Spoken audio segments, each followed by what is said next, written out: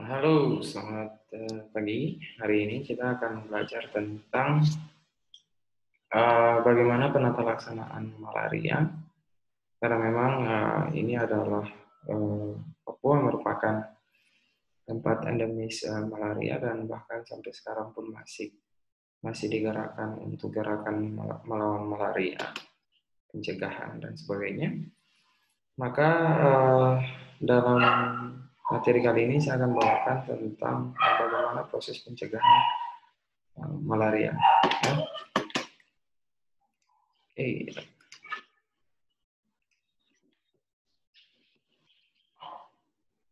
Nah,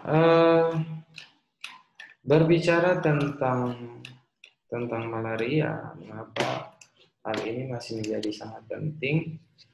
Ini pemerintah memang memandang bahwa malaria masih sebagai ancaman ya terhadap status kesehatan masyarakat, terutama pada masyarakat yang hidup di daerah terpencil. Nah, hal ini memang tercermin dalam Peraturan Presiden Nomor 2 Tahun 2015 tentang Rencana Pembangunan Jangka Menengah Nasional tahun 2015 sampai tahun 2019, di mana malaria termasuk salah satu prioritas penyakit yang perlu ditanggulangi. Ya. Nah, memang saat ini pemerintah sudah melakukan upaya-upaya dalam pencegahan malaria. Ya, namun ada tantangan terbesar ya dalam upaya pengobatan malaria di Indonesia adalah terjadinya penurunan efikasi terhadap penggunaan beberapa obat anti malaria, bahkan karena terdapat resistensi terhadap kloroquine yang selama ini dilakukannya. Nah, karena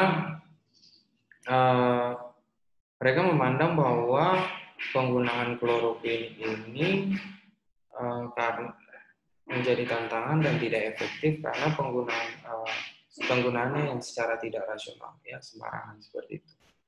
Nah, namun sejak tahun 2004 obat pilihan pengganti kloroquine itu ada untuk mengatasi penyebab malaria utama, yaitu malaria falciparum, adalah kombinasi antara artemisin ya, artemisinin yang dikenal juga namanya dengan ACT ya, artemisinin based combination therapy atau ACT.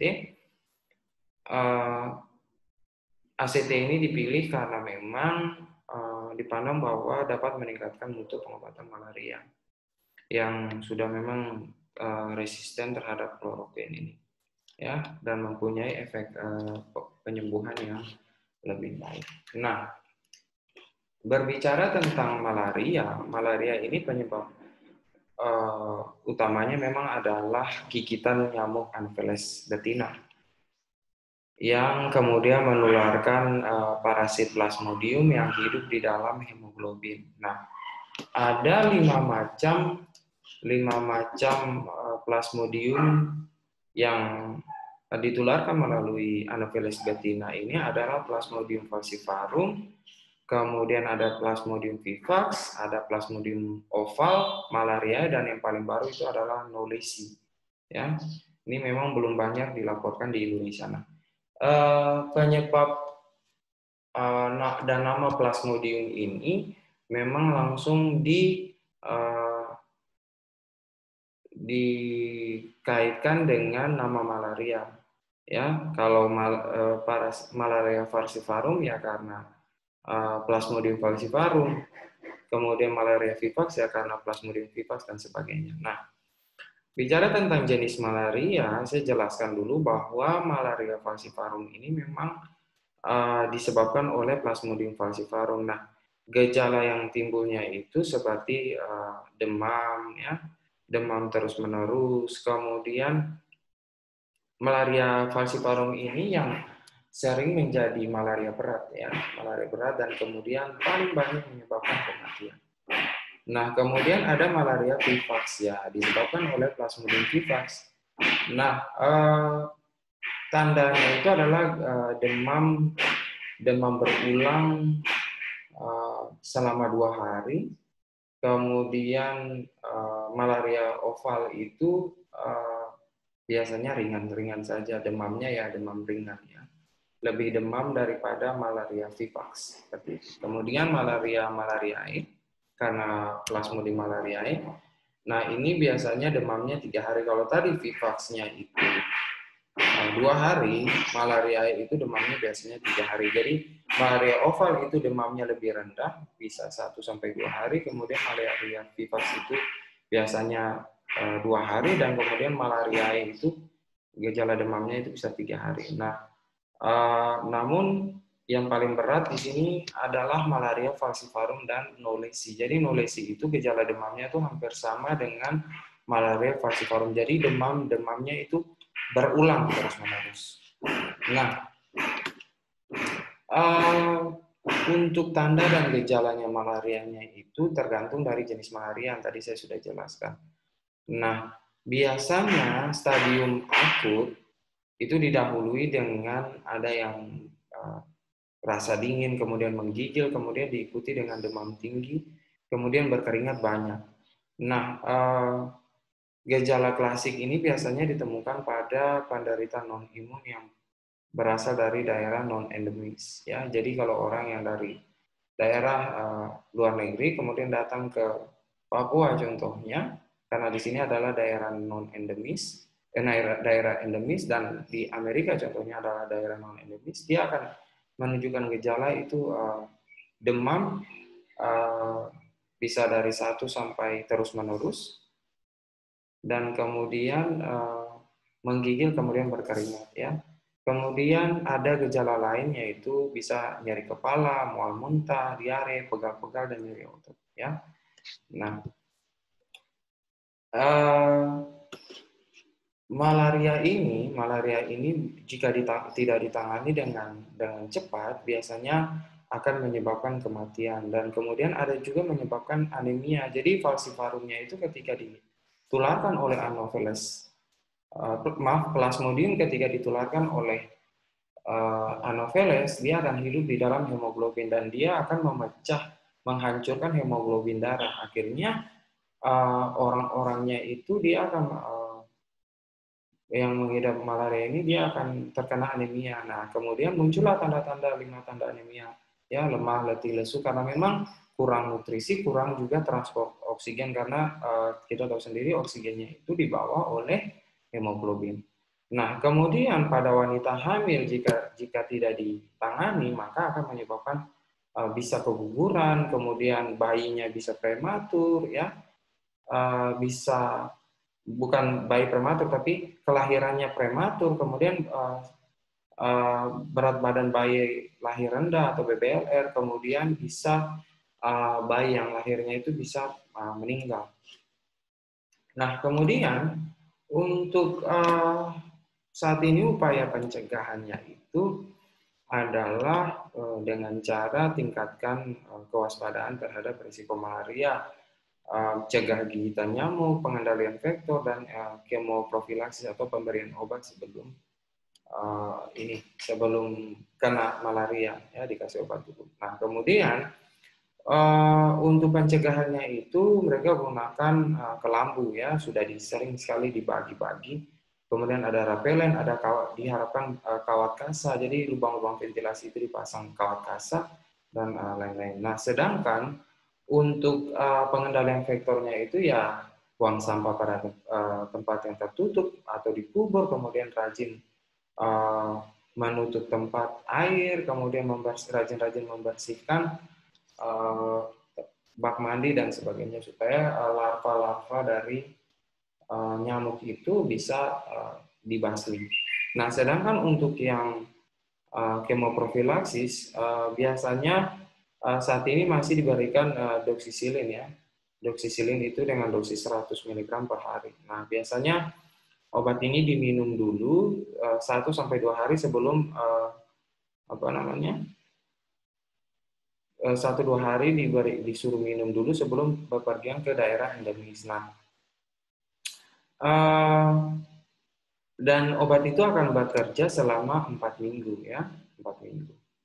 Nah, kemudian tapi obat ini memang tidak boleh diberikan pada ibu hamil dan anak di bawah 8 tahun, dan juga obat ini tidak boleh dikonsumsi lebih dari 6 bulan. Nah, berbicara tentang diagnosis malaria, untuk mengetahui malaria, biasanya kan kita berpandangan pada manifestasi klinis, namun kan berdasarkan dari jenis malarianya sendiri, memang apa, manifestasi klinisnya atau tanda dan gejala itu dia bervariasi ya, ada dari ringan sampai bisa menyebabkan kematian. Nah, gejala utama demamnya itu untuk malaria itu kadang-kadang memang hampir sama dengan tifoid, kemudian demam berdarah, ada leptospirosis karena tikus, cikungunya, dan ispa. Nah, namun ada beberapa yang harus kita perhatikan, bahwa contoh ada trombositopenia, jadi trombositnya rendah. Kemudian bisa juga ditemukan pada leptospirosis, demam berdarah, dan tifoid. Nah, apabila ada demam dengan ikterik, bahkan diinterpretasikan ini orang kena hepatitis atau leptospirosis. Penurunan kesadaran kadang didiagnosis infeksi otak dan stroke. Nah, makanya karena gejala malarianya ini bervariasi dan kemudian hampir sama dengan beberapa penyakit yang sudah saya sebutkan sebelumnya, maka memang harus diperhatikan bahwa kita harus mempunyai anamnesa yang harus baik, pemeriksaan laboratorium, dikuatkan pemeriksaan laboratorium, pemeriksaan fisik, supaya meyakinkan bahwa ini malaria, bukan leptospirosis, bukan hepatitis, bukan stroke, cikungunya, demam berdarah, dan lain-lain. Ya.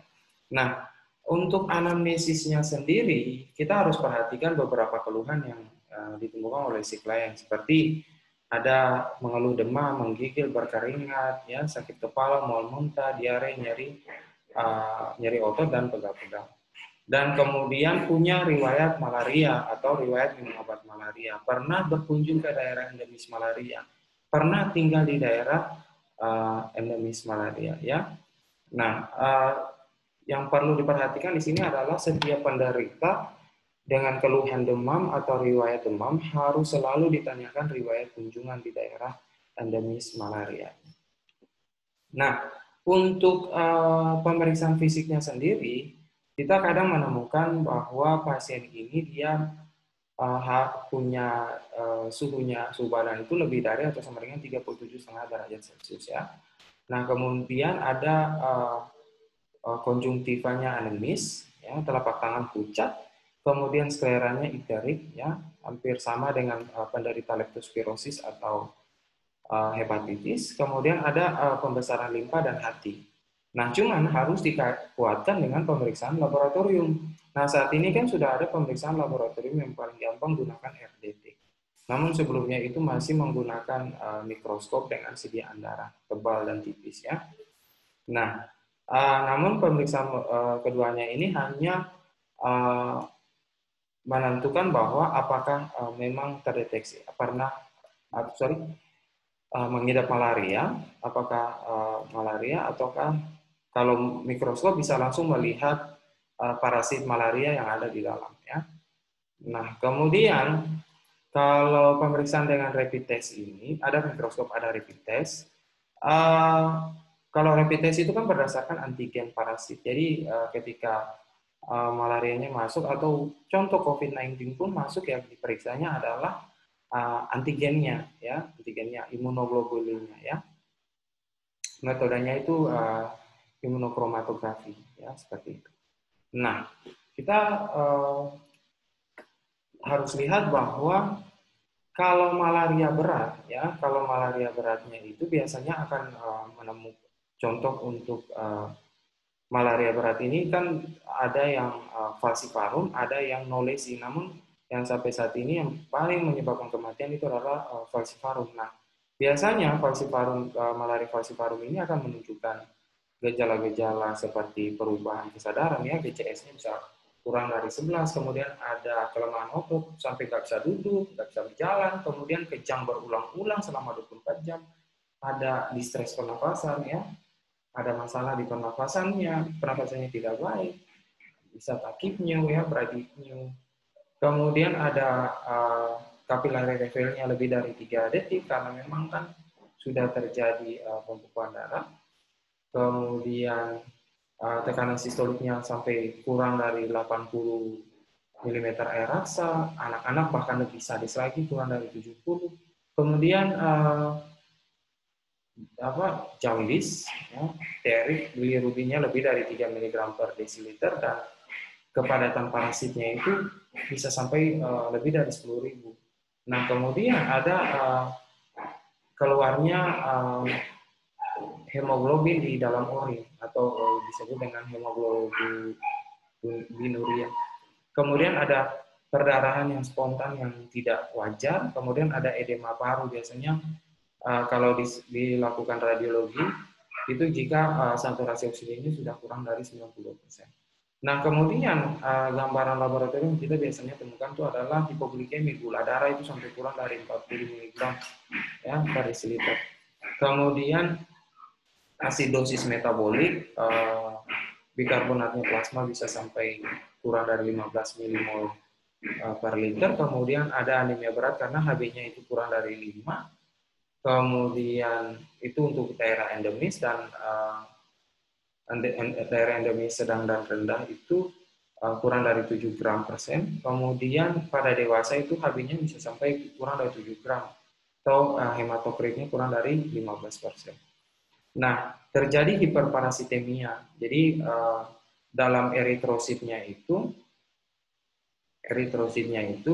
parasitnya lebih dari 2% atau 100.000 parasit per mikroliter itu dalam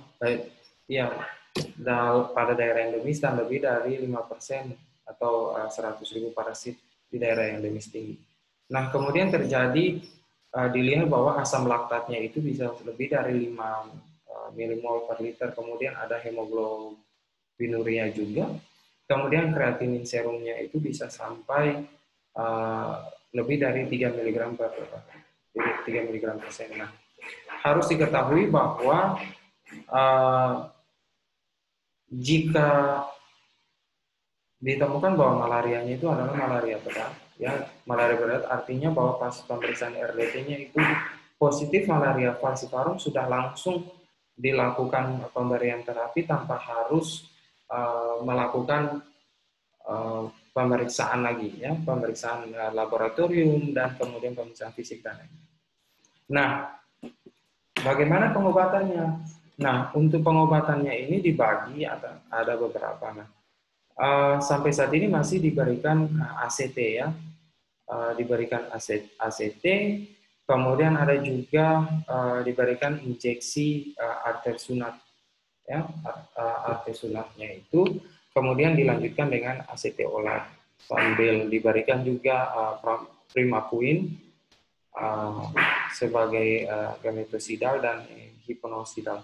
Nah, untuk pengobatan malaria tanpa komplikasi, khusus untuk malaria falciparum dan malaria vivax, maka diberikan DHP ya, piperaquine atau DHP dan primaquine. Kalau untuk ACT pada malaria falciparum itu, primaquine-nya diberikan pada hari pertama saja. Nah, dengan dosis 0,25 mg per kilogram berat badan. Nah, untuk malaria vivax-nya itu selama 14 hari, dosisnya juga sama dengan dosis untuk malaria falciparum ya. Diberikan, namun kalau falciparumnya itu hanya pada awal saja dan diberikan primaquine. Nah, cuman harus kita perhatikan bahwa primaquine ini tidak boleh diberikan pada bayi usia lebih kurang dari 6 bulan ya. Kemudian kan dibilang bahwa memang untuk DHP dan primaquine yang ini harus diberikan itu berdasarkan dengan berat badan ya, berdasarkan berat badan, jangan diberikan berdasarkan umur. Nah, kemudian untuk pengobatan pada malaria vivax yang relapse atau kambuh, itu ACT-nya sama, yaitu 0,25 per kilogram berat badan. Namun dosis primaquine-nya bukan 0,25 lagi, tapi sudah 0,5 mg per kilogram berat badan per hari. Ya. Jadi kalau seandainya yang sebelumnya tadi untuk yang malaria vivax-nya itu diberikan 0,25 selama 14 hari, maka kalau untuk yang vivax yang relapse, maka primaquine-nya itu ditingkatkan ditingkatkan jadi 0,5 ditambah lagi dengan ACT oral. Ya, tapi totalnya memang harus ada 2 ini. Nah, kemudian malaria oval, kalau untuk malaria ovalnya itu primaquine, diberikan primaquine saja, ya. Diberikan primaquine, DHP dan primaquine selama 14 hari, ya. 0,25 juga. Nah, kemudian untuk malariae, DHP tambah primaquine, DHP tambah primaquine hanya diberikan 0,25, kemudian selama 3 hari. Nah, kemudian untuk infeksi campur contoh falciparum plus vivax atau oval, maka diberikan DHP tambah primaquine selama 3 hari. Namun primaquine-nya itu dosisnya 0,25 per kilogram berat badan per hari selama 14 hari, sama dengan malaria vivax yang relapse. Nah, bagaimana dengan ibu hamil? Nah, untuk ibu hamil sebenarnya prinsipnya sama saja dengan pengobatan obat orang dewasa lainnya. Jadi DHP plus primaquine 0,25 per kilogram berat badan selama 14 hari bisa. Nah, cuman harus kita perhatikan di sini adalah bahwa kalau memang ibunya hamil, DHP tambah primaquine-nya itu hanya 3 hari saja, ya. Nah, cuman harus kita perhatikan bahwa untuk ibu hamil, obat malarianya ini tidak boleh diberikan pada saat perut kosong, ya, karena obatnya ini bisa mengiritasi lambung. Jadi harus makan dulu sebelum dikonsumsi obatnya. Nah, bagaimana pengobatan untuk malaria berat? Kalau yang tadi sudah dibilang bahwa malarianya itu berdasarkan berdasarkan obat, berdasarkan jenis penyakit malarianya, maka sekarang pengobatan malarianya itu berdasarkan tempat, jadi atau keparahan si klien. Jadi kalau Anda temukan si korban, kemudian bahwa di sana hanya ada puskesmas, ya diberikan aja dulu, disuntik saja dulu artesunat, ya, IM. Artesunat IM itu 2,4 mg per kilogram berat badan. Nah, jika sudah ditangani di sana, harus segera dirujuk. Nah, ketika dirujuk sampai di rumah sakit harus diberikan Kinadrip, ya, Kinadrip. Nah, kemudian Anda harus, jadi ada beberapa yang Anda harus perhatikan di sini adalah bagaimana sih cara memberikan artesunat dan kemudian bagaimana memberikan Kinadrip. Jadi caranya begini. Jadi artesunat parenteral atau disuntik itu dia ada dalam vial, ya, hampir sama kayak lidocaine dan kawan-kawan. Isinya itu adalah 60 mg, tapi kering, ya, dia kering. Nah, namun dia punya pelarutnya itu ada natrium bikarbonat itu 5%. Keduanya itu dicampur jadi 1 mili, ya.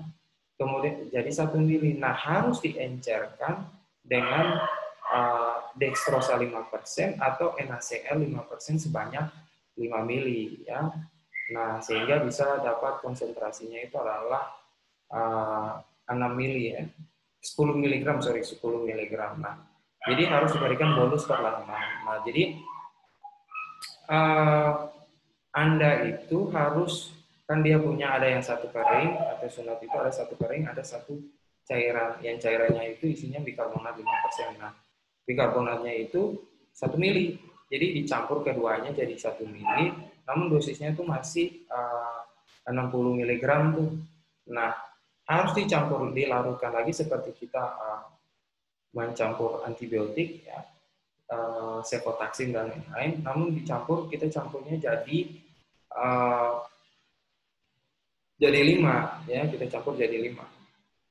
Jadi 5 mili. Jadi tambahkan lagi dextrosa 5% atau NaCl sebanyak 5 cc seperti itu. Dan kemudian sudah Anda bisa bolus peranan tergantung berapa yang Anda butuhkan, ya. Kalau di sini bilang bahwa dosisnya itu 2,4 mg per kilogram berat badan. Jadi kalau seandainya dia berat badannya itu ada sekitar 20 kilo, maka yang dibutuhkan di situ adalah sekitar 5 mg, ya, seperti itu. 50 mg. Nah, itu harus diberikan intravenous 3 kali pada jam 0, kemudian 12 jam dan 12 jam setelahnya. Jadi setiap 12 jam itu harus diberikan, ya. Nah, diberikan sampai penderita itu dia mampu untuk minum obat sendiri. Nah, kemudian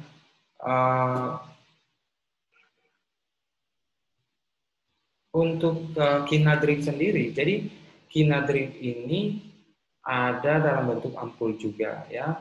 Itu berisinya itu 500 mg, ya. Isinya 2 mili, jadi 1 milinya 250. Nah, jadi untuk orang dewasa itu harus di loading dulu atau di drip dulu, harus di drip, di loskan dulu. Jadi 20 mg per kilogram berat badan itu 20 mg itu harus dilarutkan dalam 500 mili, ya, dextrosa 5% atau NaCl. Jadi Anda ambillah 20 mg, ya. Jadi kalau sudah 500 mg dalam 20 mili, dalam 2 mili berarti 250, Anda bisa ambil sekitar 0,2. Nah, kalau 0,2 itu harus disuntik di dalam satu pelabot, kemudian diloskan, ya, selama 4 jam pertama. Nah, kemudian untuk 4 jam kedua sudah kita kasih NaCl saja, ya, kita kasih NaCl saja atau dextrosa saja D5, ya, D5 4 jam kedua. Nah, kemudian untuk 4 jam berikutnya itu kina lagi 10 mg per kilogram berat badan dilarutkan dalam 500 mili. Jadi berikan dulu pertama selama 4 jam. 4 jam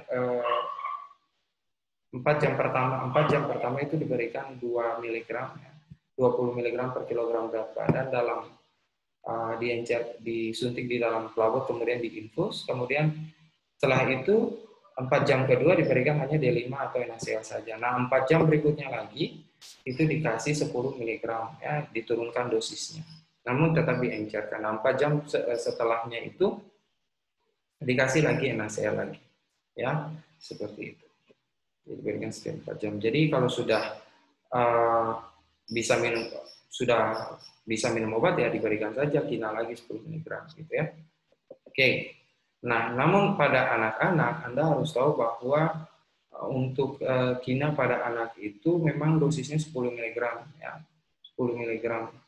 Jadi jika umurnya masih kurang dari 2 bulan, ya, 10 mg per kilogram berat badan. Tapi memang tetap harus diencerkan. Jadi diberikan juga setiap 4 jam dengan sama seperti orang dewasa. Jadi kasih 4 jam pertama 10 mg per kilogram berat badan, kasih lagi NaCl 500, kemudian dikasih lagi kina lagi 5 sampai 10, ya, seperti dosisnya diturunkan. Kalau tadi orang dewasa 20 mg pertama, kemudian kasih lagi NaCl, kasih lagi turunkan dosisnya jadi 10. Kasih lagi NaCl, begitu diturunkan dosisnya sampai nanti orangnya bisa minum obat, ya. Nah, kalau untuk ibu hamil, ya, sama. Jadi ibu hamilnya atau sunat injeksinya atau kina drip intravena 20 diencerkan di dalam 20 mg per kilogram berat badan, diencerkan di dalam NaCl 500 mili, kemudian di drip dalam 4 jam habis, kemudian langsung lanjut lagi 4 jam lagi NaCl, lanjut lagi dosisnya diturunkan jadi 10, kemudian diencerkan lagi, dikasih lagi NaCl lagi 500 begitu sampai bisa minum obat ya. Nah, kemudian untuk pemantauan pengobatannya sendiri, untuk pemantauan pengobatannya sendiri itu memang kalau untuk rawat jalannya itu sampai data masuk IGD pengobatan sudah selesai, itu harus dipantaunya itu setiap 3 hari, 7, 14, 21, 28. Ya. Harus pemeriksaan darah terus. Nah, sedangkan untuk rawat inap, itu harus pemeriksaannya setiap hari. Ya. Mau pemeriksaan fisik, darah, ya semua harus diperiksa. Jadi selama dia ada di situ ya evaluasi pengobatannya tetap harus jalan. Ya.